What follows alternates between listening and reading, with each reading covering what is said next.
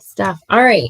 So our outcome for our final mentor development session today is to self-reflect through the lens of our mentoring experiences to cultivate resilience in ourselves and those we mentor. All right. My extra screen is acting up, so let me get it together over here. So on the screen, you're going to see our agenda for today, our normal what, why, how agenda. So take a moment there. Carly has dropped the interactive agenda link into the chat box for you. And as always, those links are live. So she'll be dropping them to you. But if you can't find them, they're right here for you. So take a moment now.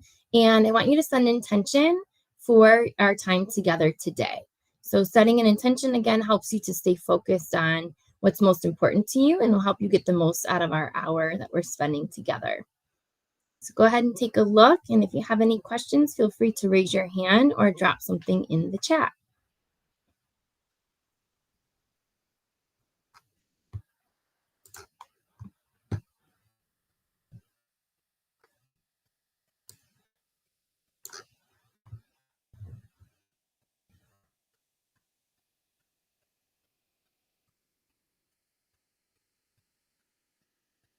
All righty.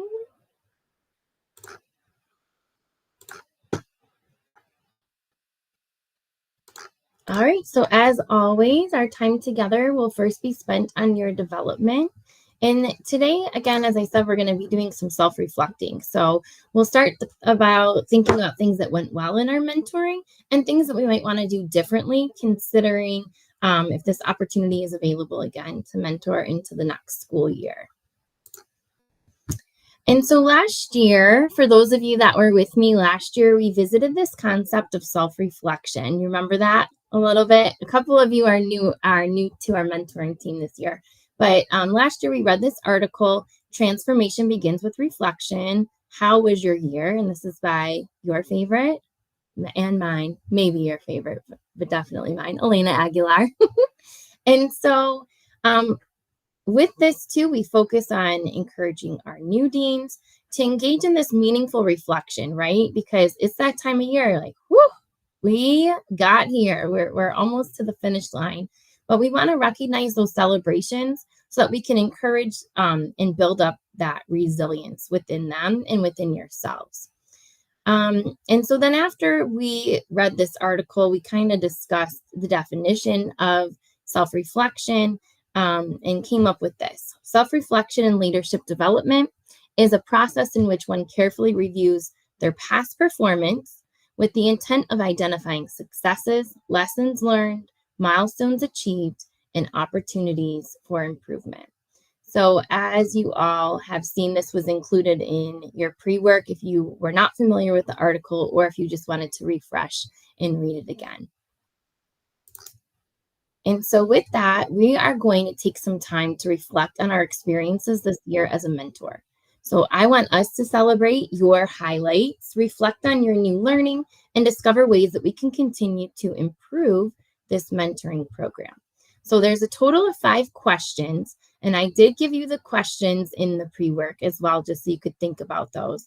So what we're going to do is we're going to take about 15 minutes. I'm going to stop presenting this and switch my screen to present the Jamboard. Let me see. Of course, I got stuff acting up today. Let's pull this over. And there's one question that I just want to clarify with all of you so that it's not confusing, like when you get ready to answer it. FYI, Jamboard's going away in case you haven't seen that reminder a ton of times. So it's, I believe, let's see. Okay, this is the last question. So I capitalized your down here for a reason. So where are you able to see evidence of your growth with your new deans? So this is about you for that piece. So again, there's 5 slides. So over here to the left, if you're not familiar with Jamboard, just grab a sticky note. You can make it whatever color you want. And go ahead and, again, we'll take 15 minutes just to go through and answer these questions.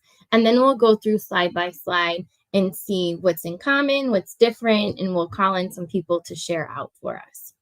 what questions do you have for me about this Jamboard process? All right. Okay, what I'm going to do then is give you the time now, so we'll come back together at 10:25. I'm going to just play a little music in the background. And again, if you have a question, please just unmute and go ahead and ask. All right. You also have access to the Jamboard. So what we're going to do is we're going to spend just a few minutes on each of these questions, like to go through. I started grouping the ones that I thought were pretty similar to one another. So reading through these, what's something that someone else said or that you've said that you can connect to, or a question that you have about something that somebody put on here. So there's 9 of us today, so I would like to hear from as many people as possible as we move through this. So the first question, what were your greatest moments in mentoring this year? You can share yours, share someone else's, ask a question. I'll try and make these a little bigger. I can jump in and share. Sure, one of the first ones that jumped out to me was the one about them reaching out outside the meetings. That didn't happen as much this year. And so it's good to see that that's been a success for someone else than them not just waiting for a meeting, but reaching out, which I think is really the key. Yeah, I love that. I can't remember where that one is right now. I know it's on here. It's the bottom one, big blue bottom. Okay. Oh yeah, the first one that I made really big. Yeah. Okay, hello. Yeah, I love that too. I love that people are reaching out. It's going to be great too when we're at Summit to see these people too that you've been meeting with throughout the course of the year, right? All right, any other thoughts, comments, or questions from somebody else, or connections from what were your greatest moments in mentoring? Yep, go ahead, Natalie. I just liked the collaboration of it this year. It was less awkward to me than forcing one-on-ones at first. So I think it was nice that they did reach out for some one-on-ones too, as that relationship. It made it, I think, less awkward for them. In my experience of years of doing it, they were more apt to reach out this year than in previous years. I felt like it could have just been their personalities too. I don't know, but I liked that group collaboration of it. Great. That's great. Yeah, I think the group collaboration makes it like less, I don't want to say scary, but you know what I mean? Like more able to open up because they're like, oh, these people are going through the same thing as me, right? We saw that a lot in the survey comments. All right, let's take a moment to explore our next one. What were your biggest challenges in mentoring? So looking over these, what's something that you'd like to share, or a question that you have, or an idea based on this feedback here?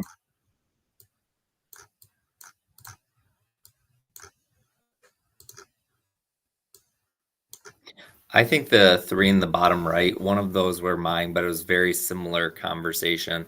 It was definitely different. So I know some cohorts were much more specific on role. For me, I felt like, I mean, I've done other roles in the building. So like K2 through 6-8 wasn't a huge issue, but the Dean of Special Ed and Intervention is almost so much unto its own that I felt like I could help, but like I didn't have all of the answers for them. And I felt like for me, they were the most complex. I was trying to reach out, well, you should talk to this person or this person. So I mean, me personally, I think most of us can relate to other deans. I thought the Dean of Special Ed / Intervention was probably the most complex. Yeah, like they need their own group, like into next year, they would benefit from that. I know Tiffany and I had a conversation about that earlier this year. Or even like something that could help me, and Lacey can affirm to this because I've been bothering her all year and I already texted her to meet after this meeting, is like, if they're the testing coordinator, I would have loved to have been assigned a testing coordinator. I just made Lacey my testing coordinator mentor. So like that, I think could be really helpful too. Okay. That's good to know. Yeah. It's great feedback. Go ahead, Lacey.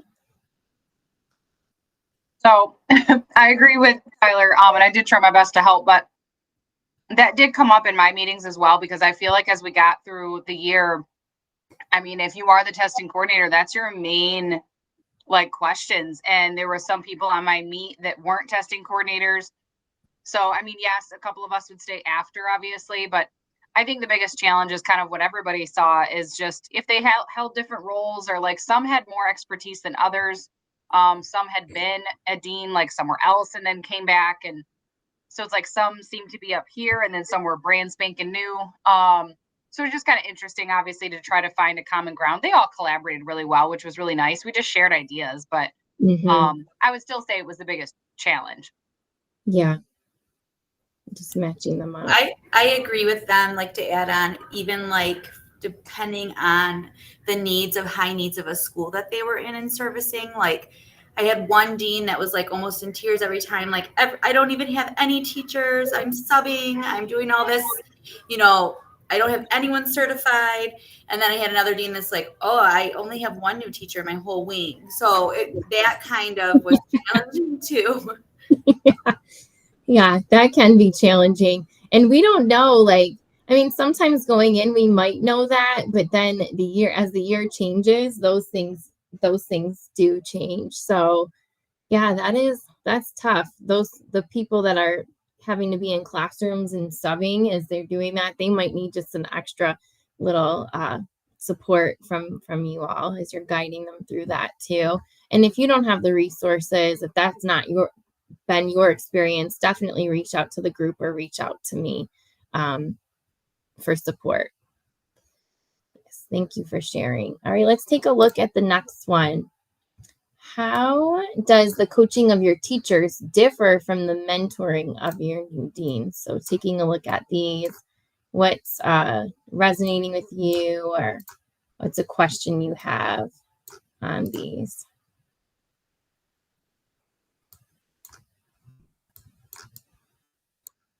Go ahead, Aaron.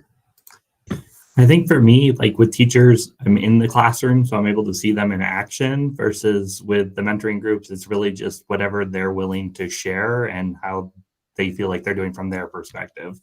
Right.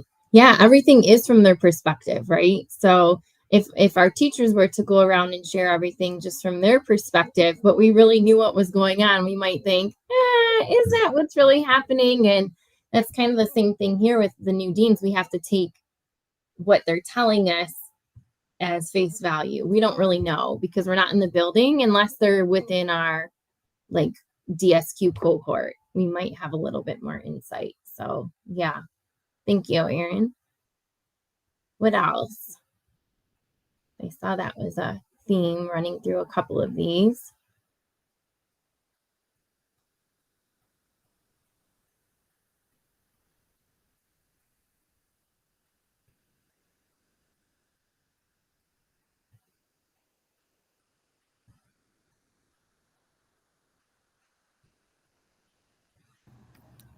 I think just kind of going off of what he said in a way, what I did appreciate or like is, you know, when I'm coaching teachers, it's often based on observations and based on what I know is happening, where it almost felt like a little less pressure with the new deans because it was like opening up to them and what are there. And then like I just made a shift of my coaching was more like supporting, asking questions, getting them to talk, because you have to be careful sometimes with what you say and share, because we all do things differently in buildings. So you don't want to say, well, this is what we do here, and then they go back to their team. So I felt like it was kind of like less pressure for me just to open up conversations, let them discuss and figure things out, versus being very direct and intentional more with my teachers, if that makes sense.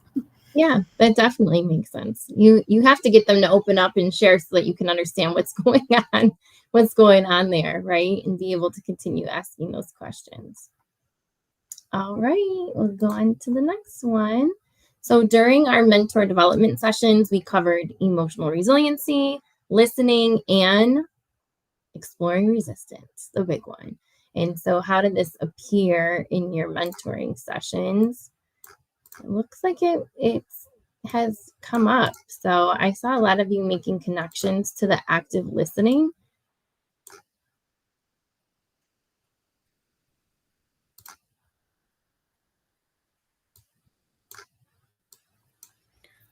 I just liked having like a base topic for each of the meetings. I think is the big thing, is like kind of helped you like kick it off of, not that it was an icebreaker or anything like that, but it definitely got the conversation going on an intellectual level. So I think it was a necessary part of each meeting, even if it wasn't the biggest part, or even if it wasn't the most aha part from it, but it having that a specific topic to broaden the horizons was nice. Mm-hmm.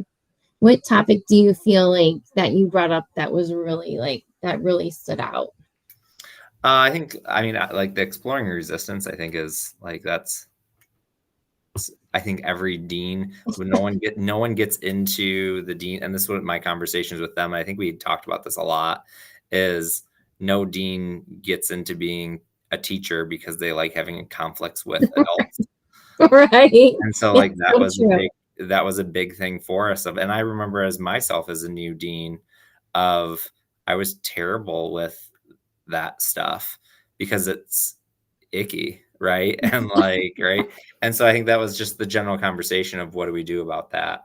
It was just a good conversation. Thanks, Tyler. Thanks. I like your word icky, right?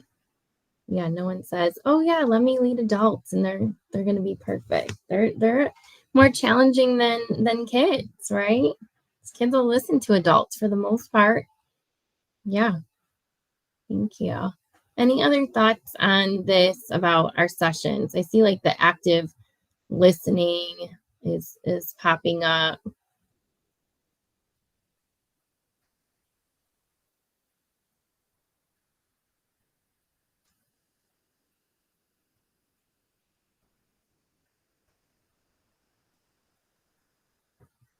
All right, well, let's move on to the last one here.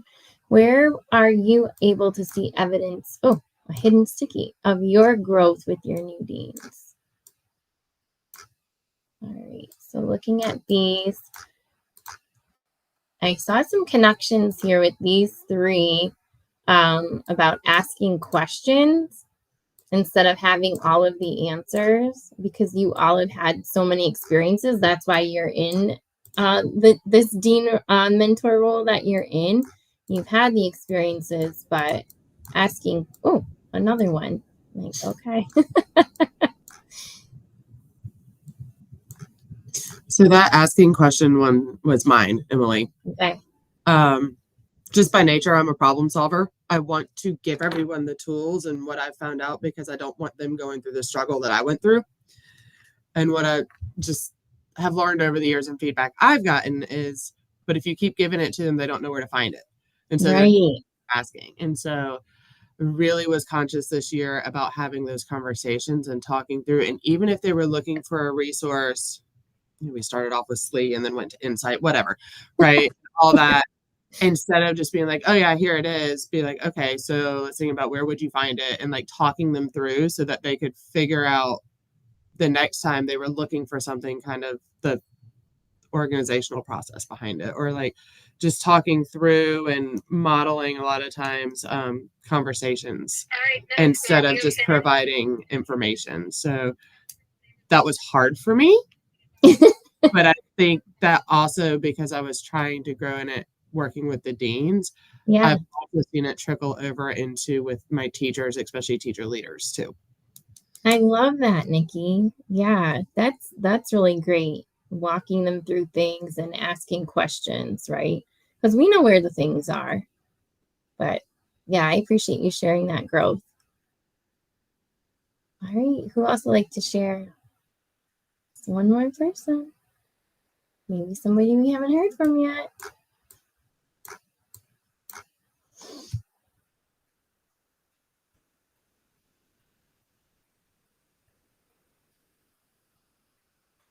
Can we hear from this person who did this orange sticky about one of the deans who came and shadowed for a day? Just want to hear a little bit more about that. Yeah, it was me. So one of the deans was going to be over here for a conference, and so he asked about coming and shadowing for the day. And it was just a really neat experience, and just a lot of the questions that he asked, it was just a good reminder of like, oh yeah, I remember, just the simple things of like being that first year dean and thinking back to like just a good reminder of like, oh yeah, this used to be really hard. Just the simple things. And so a good reminder of just how far I've come. Yeah, thank you for sharing. Thank you for sharing that. Oh, just seeing it within yourself. Well, great, everybody. Thank you for answering these questions and taking the moment to reflect. I'm going to switch back to our presentation once I find it. Alrighty.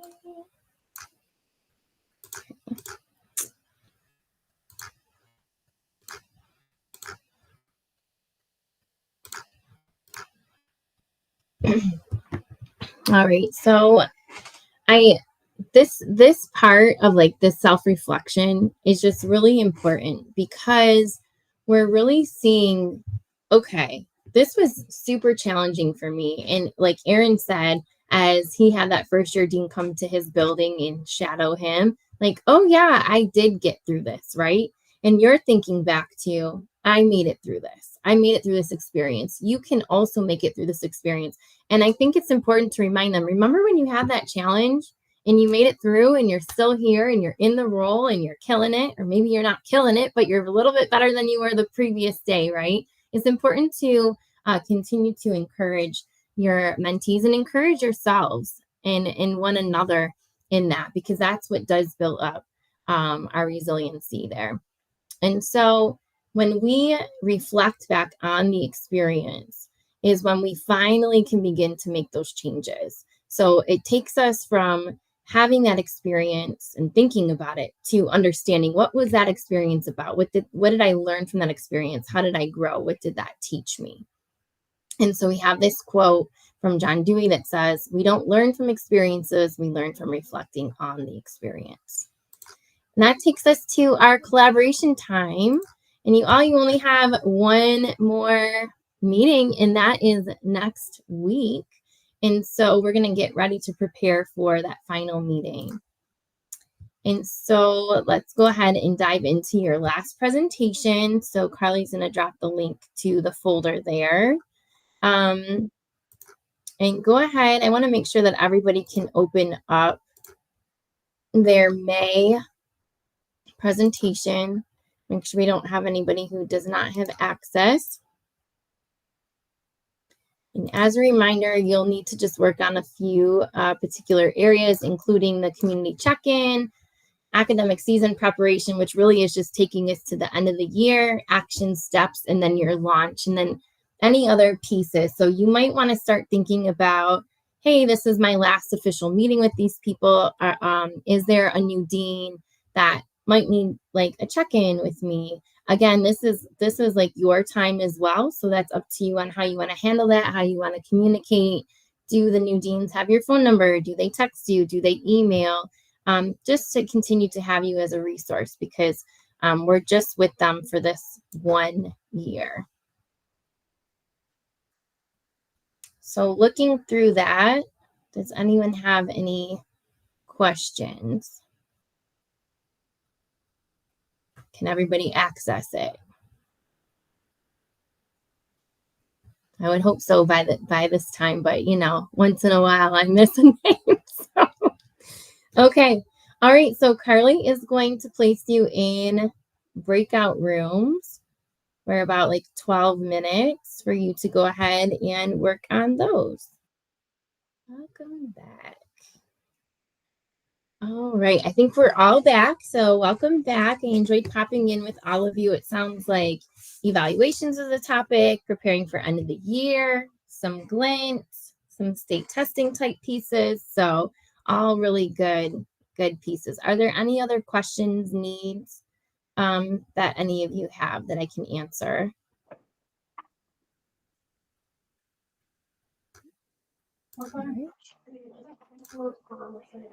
Okay, and so again, you just have one meeting left, so make sure that you take attendance. I've been taking attendance as well, so now I'll be working with some people from the service center to make sure that you get those hours. So every time you met with me, you all would get the credit hour for that. And then every time your people met with you, they would get time for that. So that's why that attendance piece was really important. And then hopefully I'll just be able to give you the survey feedback right after that as well. Next week, I will be at the PPA retreat when you all are having your meetings. So if you have a need, like something's going on, feel free to text me and I can probably support you in that way. But just wanted to provide you with that bit of info. And so thank you again for being here throughout the course of this entire school year. This was, you know, a job and a task in addition to all the things that you're already doing as a dean. So I'm really appreciative of that. Our quote for today is, "A mentor is someone who allows you to see the hope inside yourself." And I really appreciate you providing that light for our new deans as they move throughout the course of their year, because the dean role is very challenging.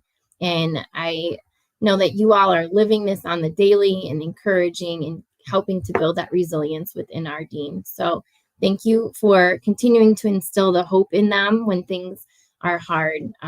You are appreciated more than you know. So I hope that your last mentoring session of this year goes well next week.